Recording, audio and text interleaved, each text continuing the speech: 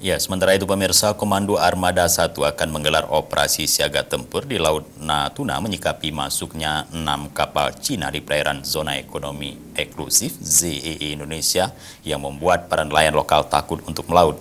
Operasi siaga akan mengerahkan 5 KRI dan 1 pesawat. Inilah rekaman video yang diambil oleh nelayan tradisional di Kabupaten Natuna, Kepulauan Riau pada Senin 13 September lalu. Dari rekaman tersebut terlihat paling jelas, kapal destroyer Kunming 172 bersama 5 kapal China tengah berada di zona ekonomi eksklusif ZEE Indonesia. Ancaman kapal China di Laut Natuna Utara ini mulai menguat sejak akhir Agustus 2021. Para nelayan lokal pun takut melaut dampak dari kapal perang China yang membayangi perairan Indonesia dan meminta perlindungan dari pemerintah saat mencari ikan.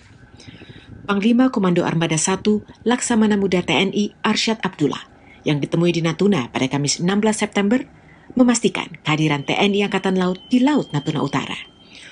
Operasi siaga tempur laut dengan mengerahkan 5 KRI dan 1 pesawat akan digelar pada Jumat 17 September guna menegakkan kedaulatan dan hukum di perairan ZEE Indonesia.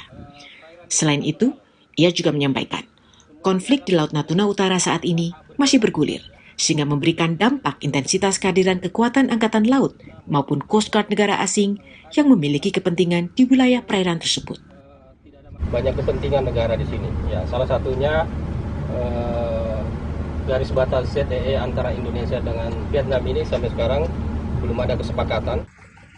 Pangko Armada menyatakan sikap tegas TNI Angkatan Laut di perairan ZEE Indonesia dan tidak ada toleransi terhadap segala bentuk pelanggaran di Laut Natuna Utara. Dari Natuna, Kepulauan Riau, Pradana Putra Tampi, Jerman, Kantor Berita Antara, mewartakan.